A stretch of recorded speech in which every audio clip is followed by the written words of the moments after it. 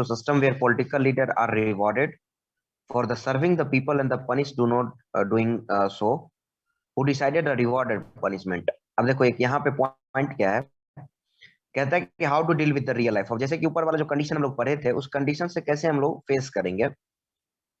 One way to try to improve the knowledge of character of political leaders. The other is a more realistic way to set up the system where political leaders are rewarded for the serving of people and punished do not work. अब देखोगे कि अगर मान लो कि कोई political leader जो सही से प्रॉपर वर्क नहीं कर रहा है, तो हमारे पास ही वो रास्ता है।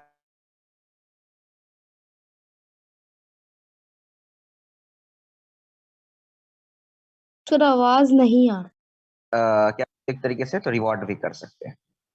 ठीक है, आवाज आ रही है ना? Yes sir. हु डिसाइडेड अब who decided the reward and the punishment? अब डिसाइड कौन करेगा? हम ही लोग ना करेंगे। The simple answer is the people. This is the what electoral competition does. Regular electoral competition provided to initiative to political parties and leaders.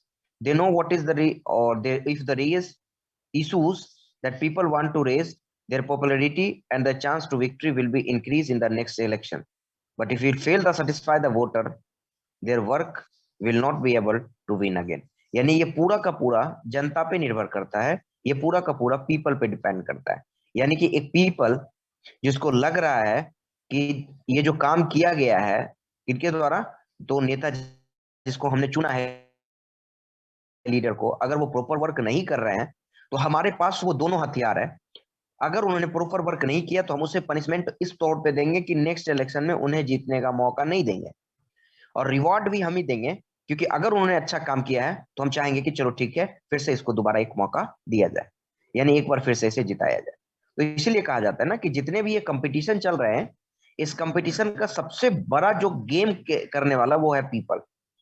पूरा का पूरा इसी पे डिपेंड करता है कि हाउ कैन बी हैंडल, कैसे हम हैंडल कर सकते हैं इस कंडीशन को। अगर कोई ऐसा कंडीशन आया जिसमें हमें लग रहा है कि जो हमने लीडर चुना है वो प्रॉपर वर्क नहीं कर रहा है, तो हमें उसे पनिश भी कर देना है। और अगर लग रहा है कि वो प्रॉपर वर्क कर रहा है, तो ठीक है, चलो अगली बार हम उसे एक बार फिर से मौका भी दे सकते हैं। तो ये कहानी यहाँ तक को कह रहा है। आगे देखो, एक नया फेज स्टार्ट होगा इसी में। क्या कहता है? कहता है so if a political party motivated by the desire to be power, motivated by the desire यानी उसकी क्या इच्छा है, उसकी इच्छा के हिसाब से वो चलेगा। Even they will be force to serve the people, this will be bit like the market of to market works. Even the if shopkeeper interest only in his profit, he force to give good service to the customer. If he does not good to the customer will go some other shop. अगर एक दुकानदार को ही देखोगे, एक दुकानदार जब सामान कहीं हम लेने जाते हैं, तो एक दुकानदार के बिहेव को थोड़ा सा गौर करना। अगर वो सामान दे रहा है, अगर सामान के साथ साथ वो अगर व्यवहार अच्छा नहीं रख पा रहा है और वो सिर्फ अपने प्रॉफिट के बारे में सोच रहा है, तो क्या होगा कि एक कस्टमर भी क्या करेगा, नेक्स्ट टाइम से उस दुकानदार के पास नहीं जाएगा, वो क्या करेगा, दूसरे दुकान को चूज कर लेगा। उसी तरीके से पॉलिटिकल लीडर भी होते हैं। पॉलिटिकल कंपटीशन भी वही होता है, it's cause division and some illness, but the finally helps to force to political parties and the leader to serve the people। यानी कि पूरा उसका एक ही काम ही होता है, उसका एक ही मेन पर्पस ही होता है कि पॉलिटिकल पार्टी और लीडर जो भी हो वो लोगों की सेवा करे, लोगों की जरूरतों के हिसाब से काम करे। अगर वो लोगों की जरूरत के हिसाब से नहीं करेगा, तो जैसे दुकानदार हम लोग बदल लेते हैं, वैसे ही हम लोग लीडर भी बदल सकते हैं। तो कंपटीशन से ये फायदा होता है कि हर पार्टी पे, हर लीडर पे एक दबाव बना हुआ रहता है। ठीक है, अब यहां पर है कि what is the system of our election. System of election, अपने इंडिया में इलेक्शन का क्या क्या सिस्टम है, थोड़ा सा इसको हम लोग जानने का प्रयास करते हैं कि कोई भी कैंडिडेट जब इलेक्शन में खड़े होते हैं तो उनके पास क्या क्या एक तरीके से कंडीशन होता है उस इलेक्शन से गुजरने के लिए। थोड़ा सा इसको समझो। Can we say that Indian election are democratic? क्या हम कह सकते हैं कि इंडिया का इलेक्शन डेमोक्रेटिक है? To this answer this question, अगर मान लो कि हमको इस आंसर इसका चाहिए, तो let us help take the look how to election are held in India. तो सबसे पहले देखना पड़ेगा ना कि इलेक्शन होता कैसे है। किसी देश में इलेक्शन हो रहा है तो सीधा नहीं कह दोगे कि हाँ ये कंट्री डेमोक्रेटिक हो गया, नहीं। डेमोक्रेटिक कंट्री करने के लिए इलेक्शन के आपके तरीका को देखना होगा कि इलेक्शन का तरीका क्या है, इलेक्शन का रूप क्या है। कहता है कि लोकसभा एंड विधानसभा जो भी है, election are held regularly after every 5 year. अपने इंडिया में यही होता है कि हर 5 साल के बाद इलेक्शन होती है। After 5 year them all the elected representative comes to in the, यानी कि उनका एक फाइनल स्टेज आ जाता है जहां पर वो फिर से दोबारा इलेक्शन में खड़े होते हैं, जीत भी सकते हैं हार भी सकते हैं, ये बात की कहानी हो गई। द लोकसभा और विधानसभा स्टैंड डिसॉल्व, लोकसभा और विधानसभा जो होता है, लोकसभा समझ लेना, लोकसभा जिससे हमारे पीएम चुने जाते हैं, और एक विधानसभा होती है जिससे हमारे सीएम चुने जाते हैं। तो क्या बोला, लोकसभा एंड विधानसभा दोनों के बारे में बोला, ये दोनों के दोनों जो होंगे ना, विधानसभा dissolve. Election are held in all constituency at the same time, election are held, हर जितने भी भारत में कॉन्स्टिट्यूएंसी बनाए गए हैं, कॉन्स्टिट्यूएंसी कल भी बताए थे, कॉन्स्टिट्यूएंसी का मतलब हो गया निर्वाचन क्षेत्र, यानी हर एरिया को पॉपुलेशन के बेस पे डिवाइड कर दिया जाता है कि इतना दूर जो होगा वो एक एरिया होगा, इतना दूर एक एरिया होगा, है ना। तो इलेक्टोरल जो जोन बने होते हैं ना इलेक्शन के लिए, उसको हम लोग कॉन्स्टिट्यूएंसी बोलते हैं। सर पॉपुलेशन के बेसिस पे क्यों? पॉपुलेशन के बेस पे ही क्यों, क्योंकि क्या होता है ना, तभी ना तब आप एक इक्वल रिप्रेजेंटेशन आप कर सकते हैं। नहीं समझ में आया? अब मान लो कि जम्मू कश्मीर में इतना बड़ा एरिया है, पता चला आबादी 10 आदमी रह रहा है, तो उसमें तुम एक आदमी को तो नहीं, एरिया बेस पे तो नहीं चुन सकते हो, क्योंकि कहीं आबादी ज्यादा भी हो सकता है, तो ज्यादा होगा तो आपको ज्यादा आदमी की भी जरूरत पड़ेगी ना, और कहीं आबादी कम है तो आपको आदमी की भी जरूरत कम पड़ेगी, इसलिए हम लोग इसको पॉपुलेशन बेस पे ही काउंट करते हैं। समझ में आ गया होगा? यस।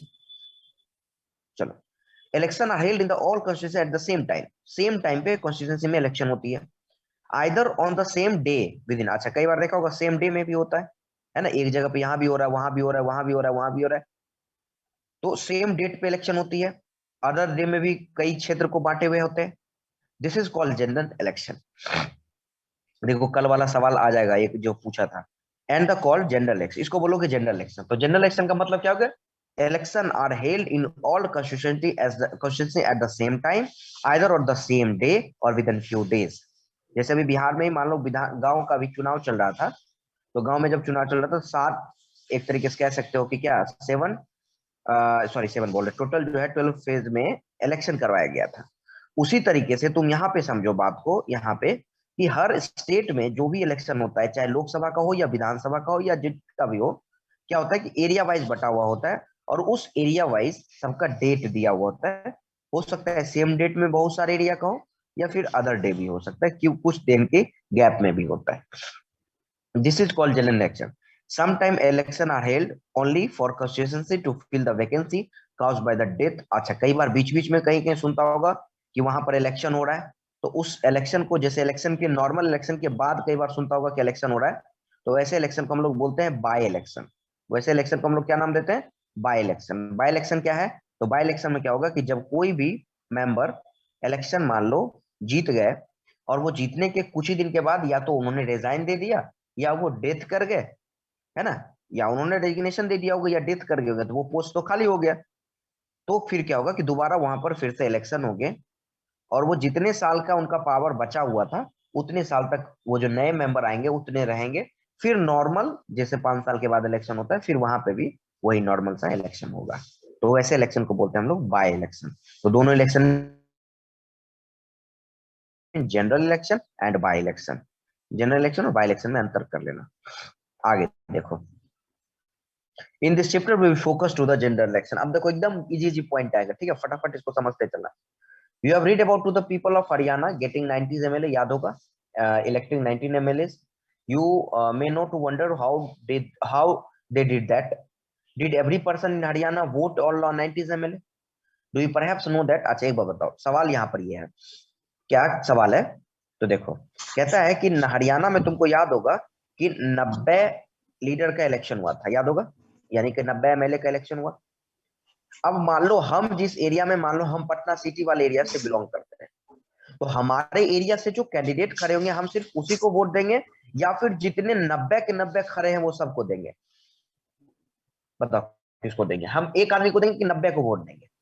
एक एक आदमी। अपने एरिया से बस एक को देंगे। वही यहाँ पे भी कह रहा है ना, ये क्या बोला, हाँ, you have perhaps know that this is not in the case in our country. We follow the area based on the system of representations. This country is divided into different area purpose to the election। यार आ गया, यही इसी को हम लोग क्या बोलते हैं, कॉन्स्टिट्यूएंसी बोलते हैं। है ना।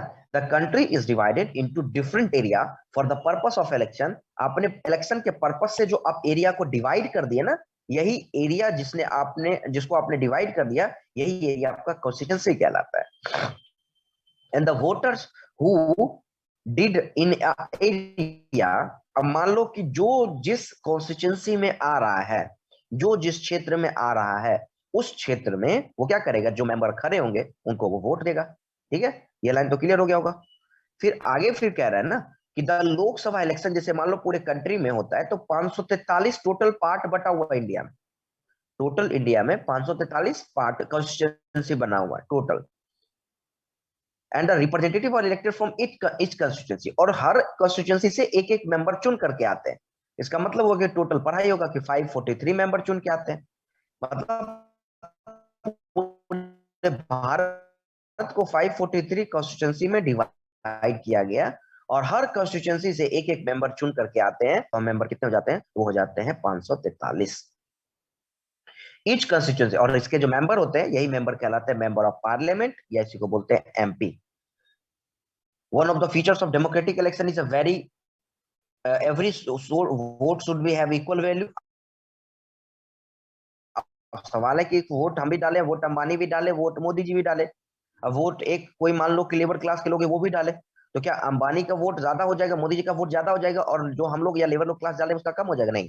डेमोक्रेटिक की खासियत होती है कि चाहे आप अमीर हो गरीब हो, चाहे आपकी उम्र ज्यादा हो रहा हो कम हो रहा हो, अगर आप एक जो वहां के इलेक्शन का जो एक एज निर्धारित किया कि अगर उससे आप ज्यादा हैं, मतलब उस कम से कम लाइन को आप टच कर रहे हैं, तो अगर आप वोट देने लायक हैं या आप एलिजिबल हैं, तो आपका वोट, और चाहे एजेड डाल रहे हैं उनका वोट, सबका वोट क्या होगा, इक्वल होगा, चाहे मेल हो या फीमेल हो। Every vote should have equal vote value.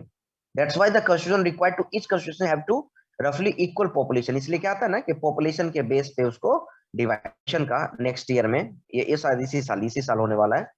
तो मान लो कि यहाँ पे भी देखोगे वार्ड वाइज मेंबर बने होंगे, वार्ड नंबर 48, 49, 50, 51, 52, ऐसे करते हुए बना हुआ होगा। Each ward elected of members, her ward से एक मेंबर चुने जाएंगे। गांव में भी वही बात होता है, जो लोकल अर्बन बॉडी, अर्बन और लोकल बॉडी जिसको नाम से, गांव वाले को लोकल बॉडी, गांव वाले और शहर वाले को अर्बन बॉडी के नाम से लोग जानते हैं। And sometimes this constituency are counted as a seat for each constituency representative within the seat of assembly. When we say that Lok Sabha, Lokdal 160 seat in Haryana, पिछले कहानी में हम लोग पढ़े थे, it means that candidate of local 160 assembly constituency in the state, so that Lokdal and 60 MLA in the state है। इसका मतलब क्या हुआ कि अगर मान लो हरियाणा का बात करें, तो हरियाणा में मान लो कि टोटल 90 पार्ट बटा हुआ था, 90 कॉन्स्टिट्यूंसी बना हुआ था, असेंबली कॉन्स्टिट्यूंसी बना हुआ था। इस 90 में से 60 सीट यानी 60 मेंबर जो हैं वो वहां के ये लोकदल वाले जीत करके लाए। तो ये जो तुमको नीचे फिगर दिख रहा है ना, ये एक गुलबर्ग का मान लो लोकसभा का कॉन्स्टिट्यूंसी दे दिया, मान के चलो। उसी तरीके से मान लो कि गुलबर्ग एक कलबर्ग डिस्ट्रिक्ट कर्नाटका में मान लो ये दे दिया गया। तो ये दिखाने का प्रयास करें कैसे वहां पर बाउंड्री के बेस पे जो है वो बटे हुए होते हैं, है ना, उसको लेकर के दिया गया। तो इसको हम लोग कॉन्स्टिट्यूंसी के नाम से जानते हैं। आगे देखोगे कुछ होते हैं रिजर्व कॉन्स्टिट्यूंसी होते हैं, कई क्षेत्र सुनता होगा कि जिसको रिजर्व कर दिया जाता है। Our constitution intends every citizen are elected her representative to be elected और रिप्रेजेंटेड, मतलब हर आदमी को एक अधिकार है कि वो अपने क्या करे कि रिप्रेजेंटेटिव को चुने। एंड द कॉन्स्टिट्यूशन मेकर, जो हमारे कॉन्स्टिट्यूशन मेकर्स थे, however we are worried that an open electoral competition certain weaker section may not be stand a good chance to get elected to the Lok Sabha, अब या विधानसभा जो भी election हो। अब हमारे जो कॉन्स्टिट्यूशन मेकर थे, जो संविधान बना रहे थे, उनको लगा कि अगर ओपन इलेक्शन हो जाएगा मान लो, तो फिर क्या होगा कि हमेशा जो अपर कास्ट वाले का होगा, हमेशा हर जगह दबदबा होगा, दबाव होगा उन पर, लोअर क्लास पर ज्यादा होगा। तो फिर क्या होगा कि वो आगे निकल नहीं पाएंगे, और वो जब तक आगे नहीं निकल करके आएंगे तब तक क्या होगा, कंट्री का डेवलपमेंट प्रॉपर वे में नहीं हो पाएगा, हमारा एक सेक्शन हमेशा पीछे रह जाएगा। अब सोच के देखो कि अब आपका अगर एक सेक्शन हमेशा पीछे रह गया है, इसका मतलब है कि आप डेवलपमेंट प्रॉपर वे में नहीं कर पाएंगे। तो हमारे जो कॉन्स्टिट्यूशन में करते हैं उनको पता था ये कहानी ऐसा होने वाला है, इसलिए उन्होंने क्या कर दिया कि स्पेशली लोअर कास्ट के जो लोग हैं या लोअर कास्ट के जो ग्रुप हैं उसको आगे लाने के लिए उनके सीट को क्या कर दिया गया, रिजर्व कर दिया गया, कि वहां पर सिर्फ और सिर्फ वही कास्ट वाले खड़े होंगे, बाकी दूसरा कोई खड़ा नहीं होगा। हाँ, वोट सभी डालेंगे, ये मत समझना कि वोट सभी नहीं, वोट सभी डालेंगे, बशर्ते क्या कि इलेक्शन में जो मेंबर खड़े होंगे वो सिर्फ किसी कास्ट बेस्ड पे ही होंगे। मतलब पूरे भारत में ऐसा नहीं किया गया, कुछ सीट को इसके लिए रिजर्व किया गया, जिसको हम लोग अभी पढ़ेंगे कितने नंबर है total.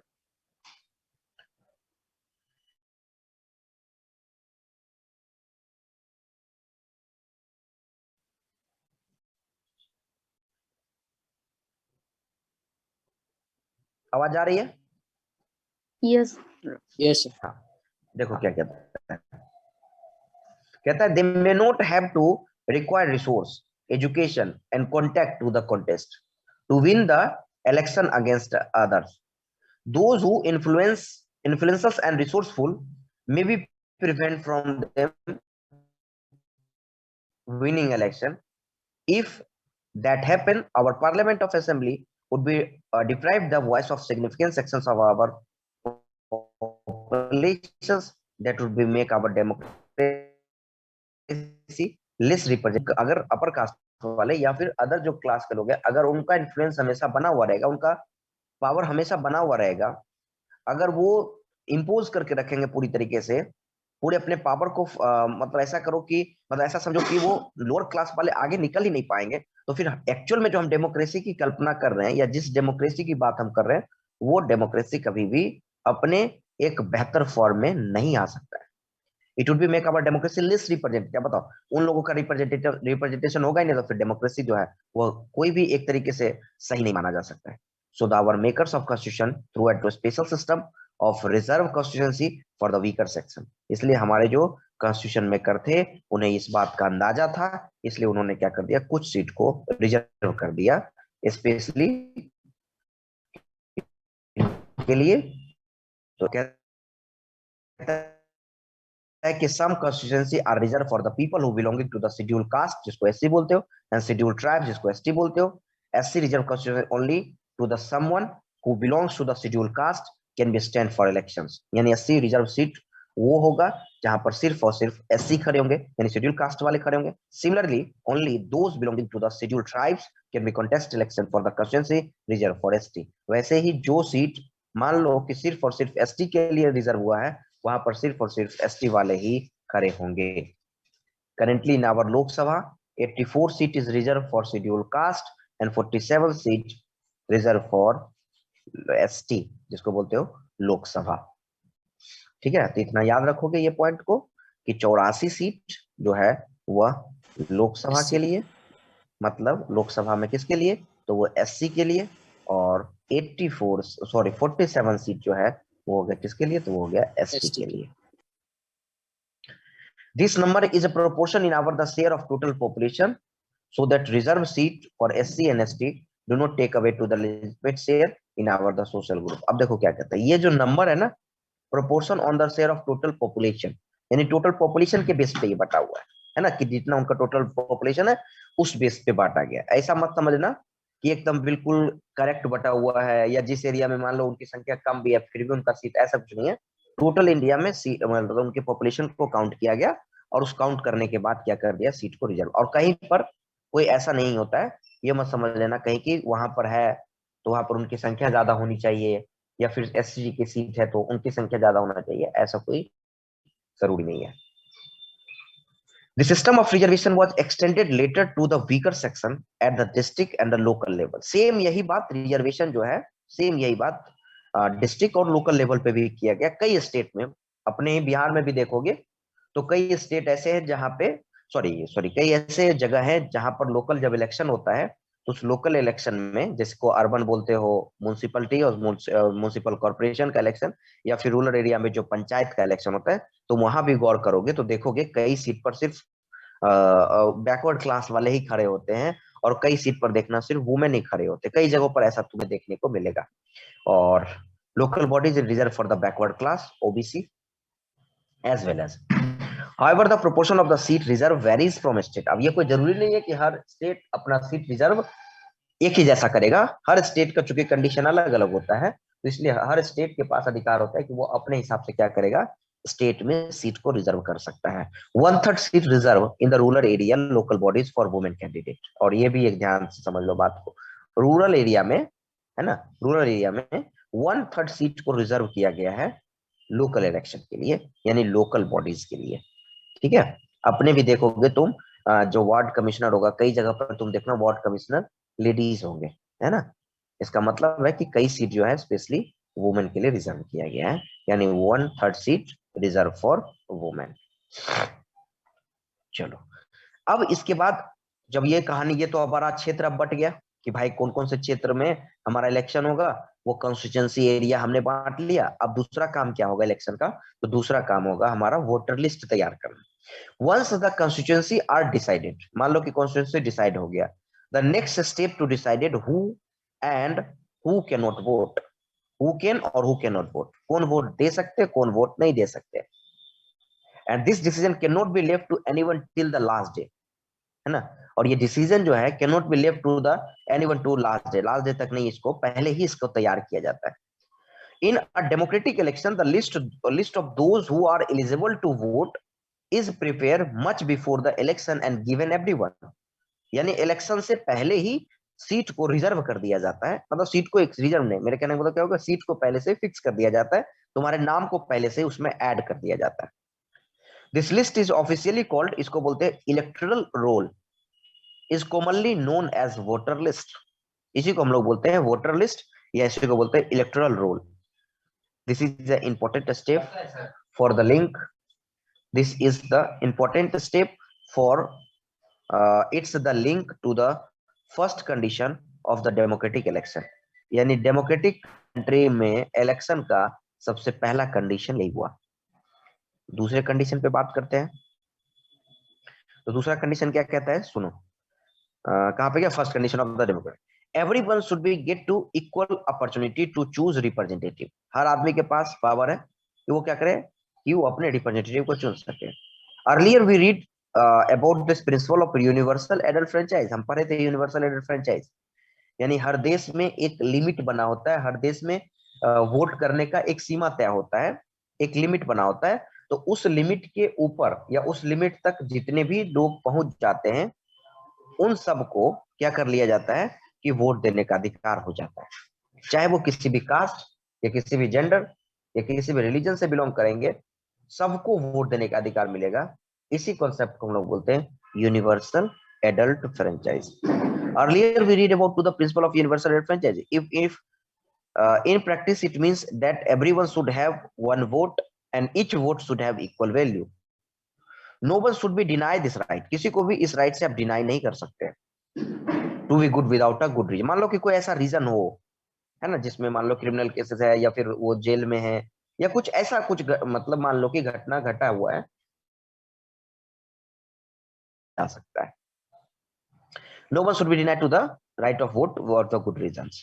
Different citizens differ from the one another many ways, or some are rich, some are poor, some are highly educated, some are is not educated, some are not so educated, not educated as at all, some are kind of the other, the so kind, मतलब कुछ लोग अलग दूसरे से हो सकते हैं, but all them are human being, क्योंकि सभी के सभी human being है, with their own needs and views, सबों का अपना अपना needs और अपना अपना views है। That's why the all them desire to have an equal says decision to affect them, इसलिए सबों का एक वोट देने का अधिकार होता है और सबों के वोट के अधिकार से इफेक्ट पड़ता है डिसीजन पे, याद रख लेना।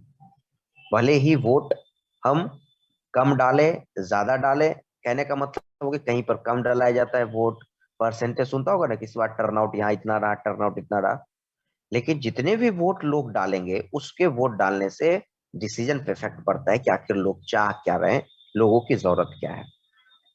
इन our country all the citizen aged 18 year above, अपने इंडिया में यही है ना, 18 साल या उससे अबव के जितने भी लोग हैं, वोट इन एन इलेक्शन, वो क्या कर सकते हैं, इलेक्शन में वोट डाल सकते हैं। And every citizen has right to vote, और हर लोगों को वोट डालने का अधिकार है। regardless of his or her caste, religion और gender। चाहे आपका कास्ट कुछ भी हो, आपका जेंडर कुछ भी हो, आपका रिलीजन कुछ भी हो।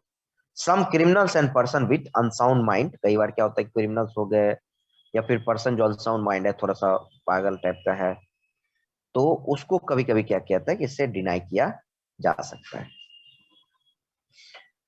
एक मिनट, थोड़ा सा इस पेज पे हम फिर से आते हैं, पहले इसको कंप्लीट कर लेते हैं। To the deny the right of vote, but only the rare situation, लेकिन ये रेयर सिचुएशन में होगा। It is the representative of the government to get names of the all eligible voters put on the voter list. As new person attend voting, age name are the added voter list. कई बार क्या होता है कुछ लोग date कर जाते हैं, कई मान लो कि एलिजिबल हो जाते हैं वोट डालने के लिए, तो उस कंडीशन में क्या होता है ना, ये सरकार की जिम्मेवारी होती है ये सारा काम करे कि किसको वोटर लिस्ट में नाम जोड़ना है, किसका नाम वोटर लिस्ट से हटाना है, name those move out to the place and those date of the delete करना है डेट वाले को। As complete revision of the list take place every 5 year, हर 5 साल के बाद ये चलते रहता है। This is done to ensure, इससे ये इंश्योर किया जाता है कि it remains up to date, यानी कहने का मतलब अप टू डेट किया जाता है कि कौन से कितने एरिया में कौन से लोग बचे हैं, कितने बचे हैं, कितने पॉपुलेशन जो है अभी वोट डालने लायक है नहीं है, ये सारे चीज के बारे में। फिर उसके बाद क्या होता है कि in the last few years a new system of election photo identity card, जिसको इपिक बोला जाता है, फिर बनाया जाता है, इंट्रोड्यूस किया जाता है, and government has tried to give this card to every person on the voter list. और वो देखा जाता है कि उन सभी लोगों को दिया जाए जिनका वोटर लिस्ट में नाम होता है। And the voters are required to carry this card when to go out to vote, और जब भी वो वोट डालने जाते हैं तो वो अपना वो कार्ड लेकर के जाते हैं। So no one can vote for someone else, but this card is not yet compulsory to voting for voting that voters show many other proof. कोई जरूरी नहीं है, एक और बात समझना। हाँ खुशी भारद्वाज, एक सेकेंड इसको कंप्लीट करते फिर पूछ लेना। अब क्या कोई जरूरी नहीं है कि क्या नाम है identity to link the ration. अब कई बार क्या होता है ना कि वोट डालने गए और उसमें कोई जरूरी नहीं है कि हमको सिर्फ वोटर आईडी कार्ड लेके ही जाना है, नाम अगर हमारा है तो हम कोई भी प्रूफ लेकर के जा सकते हैं वोट डालने के लिए। हाँ अब बोलो।